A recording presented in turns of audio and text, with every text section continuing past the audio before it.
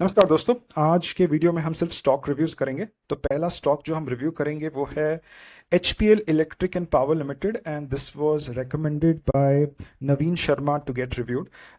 तो HPL जो है, HPL electric and power limited is an electrical equipment manufacturer. Predominant product जो hero product है उनका स्मार्ट मीटर्स है।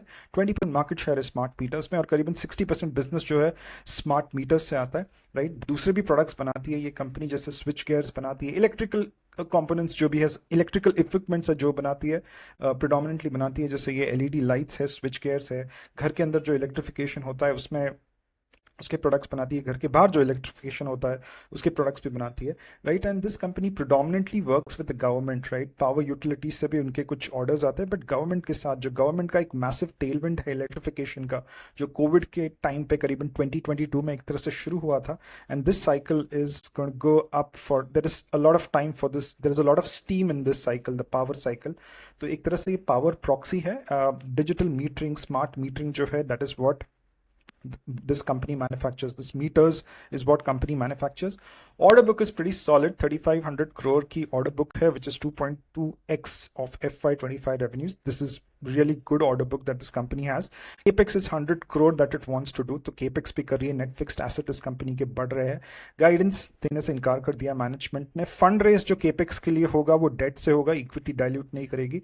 तो वो एक अच्छी चीज़ है। अच्छी चीज़ क्या मतलब, नॉर्मली इफ किसी इन्वेस्टर से अगर आप पूछे कि कंपनी को क्या करना चाहिए, तो obviously internal cash accruals use करने चाहिए। बट अगर इंटरनल कैश अक्रूवल्स थोड़े कम पड़ गए तो यार थोड़ा डेट ले लो और काम करो, इक्विटी डाइल्यूट मत करो। This is what investors would tell companies. Right, weakness जो है वो ऑब्वियसली डेट है। तो इस कंपनी का शॉर्ट टर्म कैपिटल या शॉर्ट टर्म डेट बहुत ज्यादा है, because the working capital cycle is prolong. तो गवर्नमेंट से पैसा इतना आसानी से नहीं आता है और इन्वेंट्री में बहुत पैसा फंसा होता है, जिसकी वजह से प्रोजेक्ट एग्जीक्यूशन रिस्क बहुत ज्यादा है। सो whatever 3500 crore we are talking about, this is going to take around 2.5 years. So the gestation type to kind of churn out sales over here is fairly long. तो जिसकी वजह से date लिया है, लेगी company in order to this 100 crore। तो short term debt जो है वो ऑलरेडी काफी ज्यादा है बिकॉज ऑफ पुअर वर्किंग और prolong working capital cycle and the fact that this is a relatively new sector, smart metering. तो इसमें बहुत ज़्यादा एक तरह से प्राइसिंग जो है वो एक तरह से फिगर आउट हो ही रही है। तो अगर आप देखोगे पिछले 3 साल में, तो stock price went up when the market was going up. 23 से 24 तक स्टॉक प्राइस ऊपर गया, FY23 से 24 तक। And for the last 1 year it has kind of hit resistance and एक तरह से कंसोलिडेट ही कर रहा है। राइट, थोड़ा फंडामेंटल एनालिसिस कर लेते हैं इसका। कंपनी काफी ठीक ठाक सेल्स ग्रोथ और प्रॉफिट ग्रोथ दे रही है। If you look at the last 3 years, it's 19 years sales growth. PAT growth is 130% almost, right? Last 1 year, 16% sales growth, which is decent. And PAT growth is 112%. Again, fairly decent, right? ROC, ROE पे थोड़ा ठुका हुआ है company. ROC is 9%। तो अगर management 100 rupees business में लगा रहा है तो कंपनी की प्रॉफिटेबिलिटी अराउंड 9% है। और अगर शेयर होल्डर 100 रुपये अगर बिजनेस में लगा रहा है एटलीस्ट फॉर द लास्ट 5 years, then the profitability that the share holder is seeing is around 5%। तो लॉन्ग टर्म सस्टेनेबिलिटी मेट्रिक्स पे कंपनी कोई बहुत तोड़ कंपनी नहीं दिख रही है। बट इनके पास ऑर्डर बुक काफी स्ट्रांग है और काफी ज्यादा सेल्स ग्रोथ, प्रॉफिटेबिलिटी पे कंपनी काफी स्ट्रांग दिख रही है। Right, OPM is expanding, it has expanded to 15%। NPM is less than 10%, but nevertheless it's 6%. CFO to EBITDA is 0.5। तो कंपनी का जो पैसा फंस रहा है वो एक्चुअली इन्वेंट्री में फंस रहा है। If you look at the inventory over here, right, it's getting stuck in inventory, minus 124 crores, minus 87 crores, minus 64 crores, minus 46 crores। receivables का इतना बड़ा प्रॉब्लम नहीं है, थोड़ा प्रॉब्लम है, बट इन्वेंट्री का प्रॉब्लम ज्यादा प्रॉब्लम दिखता है। That's why the working capital cycle of this company is very very long. So if I have to show you the balance sheet over here, just give me a moment. Right, the balance sheet if you see, तो short term debt इनको लेना पड़ रहा है because the working capital cycle is fairly long. And you see the short term debt over here 612 crore का, and the prominent reason is because this ये red line दिख रही जो है, the working capital cycle 300 days पे है, 296 days पे है, 241 days पे। तो इन्वेंट्री और रिसीवेबल्स का ट्विन प्रॉब्लम है। रिसीवेबल्स का थोड़ा कम है, इन्वेंट्री का थोड़ा ज्यादा है। Right, free cash flow negative company है without any doubt. Free cash flow negative company है, काफी ज्यादा अपने बिजनेस में री इन्वेस्ट कर रही है, इसलिए वो 100 करोड़ का केपेक्स है। तो ऑलरेडी एक जो बड़ा रिस्क मुझे इसके बैलेंस शीट पे दिख रहा है, लॉन्ग टर्म सस्टेनेबिलिटी पे दिख रहा है, या लॉन्ग टर्म यहाँ पे 2 साल भी हो सकता है, राइट, या 2 साल ही है मेरे लिए तो लॉन्ग टर्म, राइट। एक तो शॉर्ट टर्म डेट जो है वो काफ़ी ज़्यादा है, और ये 100 करोड़ का जब केपेक्स करेगी तो लॉन्ग टर्म डेट जो है वो भी एक तरह से बढ़ जाएगा, right. So it will hit the interest component on the PNL. If you see the PNL over here, this is where the hit would come over a period of time, and that's why the net profitability will go to around 4%, 5%. So that is the risk that I see in this company.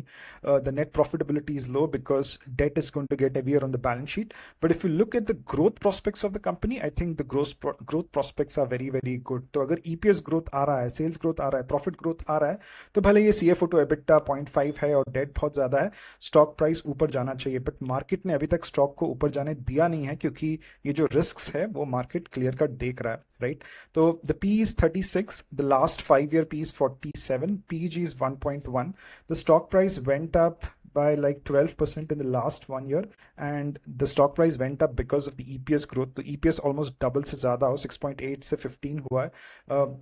Stock price इतना ऊपर नहीं है, सिर्फ 12% से ऊपर गया। So we attribute it to EPS growth and not to the P expansion which the company actually did not see. तो growth company है, हाइपर ग्रोथ कंपनी है, बट जो लॉन्ग टर्म सस्टेनेबिलिटी या बैलेंस शीट मेट्रिक्स है उनके ऊपर ध्यान रखना बहुत इंपॉर्टेंट है if one decides to invest in this company, right. So we'll go to the next company now.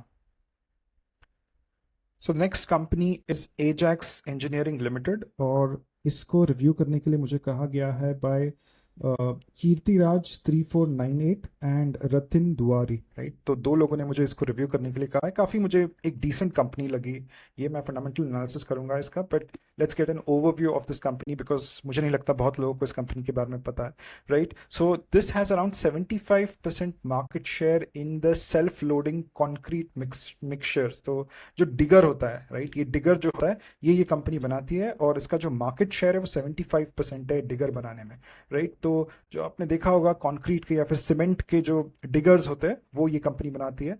It's exports to around 25 countries and it has a kind of both the models, a B2B model as well as a B2C model as well, right? इस company में short term थोड़ा margin compression हो सकता है, तो this is something which I want to highlight right at the start because of एक one off expenses है which they want to clear and there are certain manpower settlements they have to do. तो margin compression in the next couple of quarters would be expected over year, due to which may be the stock price would go down और it would move sidewards, right? इस company ने भी कुछ guidance नहीं है दिया है management का। This company has recently got listed, तो 1269 करोड़ का IPO एक तरह से लिस्ट हुआ है, और इसका जो वीकनेस है या फिर इसके बिजनेस में जो रिस्क है, it's because of cyclicality and seasonality of infra projects. तो गवर्नमेंट केपेक्स जो है वो कम हुआ है, पिछले 4 सालों का जो गवर्नमेंट केपेक्स था वो अभी नहीं है। दूसरा जो है, इस कंपनी के जो पहले 2 क्वार्टर्स थोड़े वीक होते हैं बिकॉज मानसून होते, बारिश पड़ रही होती, तो ज़्यादा इतना कंस्ट्रक्शन का काम नहीं होता है, बट उसके बाद जो H2 होता है या फिर जो next second half of the year होता है उसमें एक तरह से ये स्टीम पकड़ती है, right. If you look at the sales growth for the last 3 years it's 40%, decent sales growth. Last 1 year it's 19%, again decent sales growth. पिछले 3 साल का सेल्स ग्रोथ 58% है, पिछले 1 साल का प्रॉफिट ग्रोथ 58% है, पैट ग्रोथ 15% है। इस कंपनी का जो बहुत अच्छा पार्ट मुझे लगा है, इसका return on capital employed almost 30% है, मतलब जबरदस्त रिटर्न ऑन कैपिटल एम्प्लॉयड है। रिटर्न ऑन इक्विटी 22% है, again a great return on equity this company has, right. Operating profit margin फिलहाल तो फ्लक्चुएट नहीं कर रहे, but at a very longest period of time it will fluctuate, right. Infrastructure related projects पे काम कर रही है, तो जब तक रियल स्टेट अपस्विंग में है, जब तक ये कंस्ट्रक्शन EPC एक्टिविटीज बहुत ज़्यादा हो रही है, गवर्नमेंट पूरा तो कम नहीं किया, 11,000 करोड़ से 10,000 करोड़ पे एक से केपेक्स है इस साल का, तो इतना ज़्यादा तो कम नहीं हुआ है, बट ठीक ठाक हुआ है। Net profitability margin of this company is 13%, above 10% है, तो बढ़िया है। And the one thing which I really like is इसका CFO to EBITDA 1 है, मतलब ये company for once we have got a cyclical company, a kind of a company which is into the infrastructure space जिसका CFO to EBITDA 1 है, इसका मतलब ये company काफ़ी अच्छे से अपने प्रॉफिट्स को कैश फ्लोज में कन्वर्ट कर पा रही है, राइट। इक्विटी डाइल्यूशन तो बहुत रिसेंटली हुआ, IPO जो हुआ था, डेट नहीं है बैलेंस शीट पे ज़्यादा, राइट, शॉर्ट टर्म डेट भी नहीं है, right. Net fixed asset turnover एक तरह से कांस्टेंट ही पिछले एक 2 सालों से, राइट। Inventory turnover ratio is 7.2, no problems over here, not many problems over here, right. Promoter stake करीबन 80% है इस कंपनी में। करंट पी इज 26, तो the last whatever time the stock price has gone up, मैं दिखा देता हूँ चार्ट, राइट? तो कंपनी का स्टॉक प्राइस जब लिस्ट हुआ था 17th of Feb को लिस्ट हुआ था, एंड आई थिंक करीबन 600 लेवल्स पे ये हुआ था, अभी उन्हीं लेवल्स पे है ये कंपनी, राइट? तो market did not allow this company to go up as well because it got recently invested, और ऐसे वक्त में काइंड ऑफ लिस्ट हुई थी जब बहुत ज़्यादा एक तरह से ऊपर नीचे था मार्केट। फरवरी 2025 में, स्टार्टिंग ऑफ द ईयर में मार्केट बहुत ऊपर नीचे हो रहा था, राइट? तो EPS growth 19.7 से 23 हुआ, which is around 17% growth, right? But the stock went up by just 2%, right? So predominantly it's earnings that is driving the growth for the stock price. तो ये कंपनी मुझे काफ़ी अच्छी कंपनी लगी, free cash flow positive company है, इसका market capitalisation भी ज़्यादा नहीं है, मार्केट कैपिटलाइजेशन ऑलमोस्ट 7,000 करोड़, ज़्यादा बड़ी कंपनी नहीं है, फ्री कैश फ्लो कंपनी है, एंड काफ़ी अच्छे से मैनेज की गई कंपनी है, ये डिगर्स बनाती है, मुझे अच्छी लगी, इसका मैं second level of analysis definitely करूंगा, right? So the third company that we are going to take up is, before we take up the third company, एक बस रिक्वेस्ट थी कि please subscribe to this channel if you haven't subscribed to it, if you find my content valuable, please give a like. It really helps me to kind of come back and do more videos. It really motivates me, and these are not stock recommendations, guys. Please do your own research before you invest in these stocks. एक first level of research मैं कर लेता हूँ, but एक second level of research जो है वो आप खुद करिए. You will really use the first level of research, or use the videos which I'm making to kind of do the second level of research, and I hope my videos or these videos will be valuable to you, right? So if you have any other questions, or if you have more stocks to review, please let me know in the comment box. I will take them up one by one, right? So the next company is DigiContent Limited, and इस company के बारे में बहुत कम information मुझे मिला, क्योंकि एक micro cap है, करीबन 273 करोड़ का इसका मार्केट कैपिटलाइजेशन है, और इस कंपनी को काइंड ऑफ रिव्यू करने के लिए मुझे प्रभावी क्रिएशंस ने कहा है, so I am reviewing this company for Prabhavi creations, right? इस कंपनी का मुझे बहुत एक इनमोबी टाइप का एक बिजनेस मॉडल लगा. इनमोबी आपको पता है कि वेबसाइट्स का जो एड इन्वेंट्री होता है उसको एक तरह से मैनेज करता है, right? So it acts as a third party. जो भी ये वेबसाइट्स होते हैं, लेट्स से गूगल के वेबसाइट्स है, लिंक्डइन है, तो लिंक्डइन का जो एड मैनेजमेंट है, राइट, फॉर इट्स क्लाइंट्स, वो कहीं ना कहीं एक तरह से इन्वेंट्री बताता है कि यहाँ पे आप ऐड ये डाल सकते हो, यहाँ पे डिस्प्ले ऐड डाल सकते हो, यहाँ पे वीडियो ऐड डाल सकते हो. तो बहुत हद तक मुझे ये कंपनी एक मिनियराइज्ड वर्जन ऑफ इनमोबी लगी for the HT group, for the Hindustan times group, right? तो एक तरह से ये कंपनी हिंदुस्तान टाइम्स के लिए काम करती है, या हिंदुस्तान टाइम्स की एक तरह से सब्सिडरी है, एंड कंटेंट मैनेजमेंट कंपनी है, एडवर्टाइजिंग कंपनी है. It sells potential spaces on its partner website, right?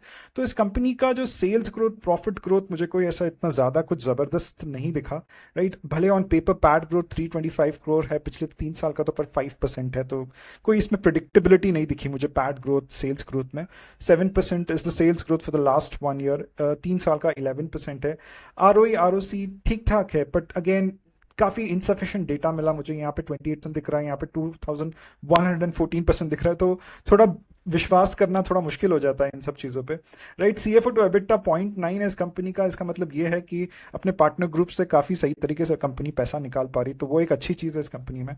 But एक सीरियस रेड फ्लैग जो कंपनी में दिख के आता है वो है इसका debt to equity, which is 5.1. If you look at the debt to equity, 5.1, 72 crore का डेट है इस कंपनी का, 273 करोड़ का मार्केट कैप है, राइट? I show the market cap once more to reconfirm. या 262 करोड़ का मार्केट कैपिटलाइजेशन है इस कंपनी का, बट डेट जो है वो 72 करोड़ का है, विच इज 5:1. तो return on, sorry, debt to equity is 5:1. Fixed asset to total asset is around 75%, 35%, right? And if you look at the stock price over here, it has gone up. Just give me a moment, I'll open the stock price. Stock price जो है वो काफ़ी flattish ही रहा है अभी, तो मतलब इतना एक पेयर मार्केट टाइप्स चल रहा है, तो फ्लैटिश ही रहेगा. माइक्रो कैप्स भी फ्लैटिश ही रहेंगे, right? And more importantly the P is around 11, तो काफ़ी सस्ती लगती है on the face of it, but अगर आप डेट टू इक्विटी देखेंगे तो काफ़ी ज़्यादा है. तो ऐसे कंपनियों से थोड़ा एक तरह से सतर्क ही रहिए जब आप इन्वेस्ट कर रहे हो ऐसे कंपनीज में, right? The last company that we are going to kind of discuss is V2 Retail, and this company has been suggested by Deepak Parekh and Alpha Beta Gamma 26. तो दो लोगों ने recommend किया है, या फिर इस कंपनी का एनालिसिस। तो V2 retail is a very famous company, बहुत लोग इसको ऑलरेडी, बहुत सारे वीडियोस आपको यूट्यूब पे मिल जाएंगे। It's a very famous company, it's like one of the leaders of the last bull run. कपड़े बनाती है, जनरल मर्केंडाइज बनाती है, अफोर्डेबल प्राइजेस पे। 189 स्टोर्स है, टियर 3 टियर 4 मार्केट्स में बहुत अच्छा होल्ड है। That is where the company has established itself, right? 80% of the revenue it wants to get from private labels, right? Currently it's 29%, so this is the growth strategy. Plus it want to add up another 100 additional stores. It does not follow franchising model so far, which is something which I came to know only when I was researching about this company, right? इसके store metrics काफी मुझे अच्छे लगे. Return on equity is 24% with a 4-year payback period, decent है. Same store sales growth is 9%, again decent है. और इनका जो revenue per square feet has been increasing from 883 rupees to around 1017 per month. So these are all good metrics, right? जब भी आप retail companies analyze करते हो, the two metrics which you need to see, one is the inventory turnover ratio, कि company कितना फटाफट inventory turnover कर रही है, और दूसरा है revenue per square feet या फिर net fixed asset turnover. दोनों देख लेंगे हम, but normally जब भी retail companies की efficiency ही matter करती है, बाकी business model तो scalable business model होता है. Traded products एक तरह सेल करते हैं ये लोग, तो नेट प्रॉफिटेबिलिटी मार्जिन जो होता है इनका single digit, lower single digit का होता है, ज्यादा कुछ डबल डिजिट में नहीं होता, और एक्सपेक्ट भी नहीं करना चाहिए कि डबल डिजिट में हो, राइट? तो इस कंपनी का फंड रेज हो सकता है, dilute equity for store expansion. पैसे की जरूरत है, सारा पैसा इन्वेंट्री में अटक रहा है, तो पैसा चाहिए इस कंपनी को इक्विटी डाइल्यूशन के लिए. गाइडेंस इन्होंने 45 to 50% सेल्स ग्रोथ का, 4 to 5% पैट का गाइडेंस दिया है. तो मैं एक तरह से कंपनी का जो गाइडेंस दिया है उसका कैलकुलेशन दिखा देता हूँ, जो मैथ मैंने किया है for the guidance that the company has given. तो let's say so the company has told that 45% sales growth plus 4% PAT. Current sales growth is 1884 crores. So अगर 45% सेल्स ग्रोथ होगा तो 2732 crores का होगा. नेट प्रॉफिटेबिलिटी मार्जिन उन्होंने कहा है 4% है, so the PAT would be around 110 crores. Total shares, ये इंपॉर्टेंट चीज है, अभी जो है 3.45 CR है, बट इन्होंने कहा है कि इक्विटी डाइल्यूट होगी. मुझे नहीं पता कि कितनी इक्विटी डाइल्यूट करेंगे, राइट? तो जो करंट नंबर है वही मैं इस्तेमाल कर रहा हूं और ये कैलकुलेशन कर रहा हूं, बट ये जब इक्विटी डाइल्यूट होगी तो कंप्लीटली डायनामिक्स इसके चेंज हो जाएंगे. तो the EPS which is coming at these number of total shares for FY26 is 32. Current EPS is 21, which is a 1-year growth of around 50%. EPS growth 50%, assuming that there is no equity dilution. अगर EPS growth 50% नहीं रहेगा, मुझे लगता नहीं रहेगा, because there is the equity dilution which the company is saying that it would do. So people who are invested in this company or who want to invest in this company, please take cognizance of this when you kind of allocate capital. Market capitalization is 6,300 crore. जबरदस्त sales growth, profit growth last 3 years 44%, last 1 year 62%, PAT growth 101%, पिछले एक साल का 161%. ROE ROCE पे company की हालत बुरी है, 8% है, 5% है. स्ट्रक्चरल ग्रोथ कंपनी है, बट अच्छे सस्टेनेबिलिटी नहीं दिखा रही है. इसके रिटर्न रेशियोज काफी कमजोर है, राइट? स्टॉक प्राइस बहुत ऊपर जा चुका है without any doubt, but sustainability parameters पे कंपनी काफी कमजोर है, राइट? इसका ज्यादा से ज्यादा पैसा जो है, CFO टू EBITDA इस कंपनी का एक तरह से जीरो ही समझ लीजिए आप, राइट? यहाँ पे EBITDA 761 crore है और cash from operations is -77 crore. तो यहाँ पे जो भी पैसा है वो इन्वेंट्री में फंस चुका है, right? There is a lot of re investment that the company is doing. 239% का re investment at least for the लास्ट 4-5 years it has been in existence. In negative free cash flow company है, इसलिए equity की जरूरत पड़ेगी इस company को, right? And if you look at the inventory turnover ratio over year 6.5 था, but अभी 3.3 है. तो इन्वेंट्री काफी ज्यादा फंसी है. यहाँ पे फंसी तो नहीं कहूंगा, कि मैं बहुत कुछ I attribute to the fact like the consumer insights team के इतने जबरदस्त इनसाइट्स लेके नहीं आ रहे, जिसकी वजह से इन्वेंट्री फटाफट चर्न आउट हो नहीं रही है. एंड फिर बाद में डिस्काउंटिंग देके निकाल देंगे अगर बहुत ज्यादा फंस गई तो, राइट? तो इस कंपनी का जो मेजर प्रॉब्लम है, it is on the inventory side. That is where the problem of this company is, right? अगर V2 रिटेल का मुझे चार्ट निकालना है, ये तो this has been a bull market का हीरो था ये पिछले बुल मार्केट का, right? If I have to give you 5 year का charts, right? This is where the charts are, right? Stock price इसका बहुत ऊपर गया.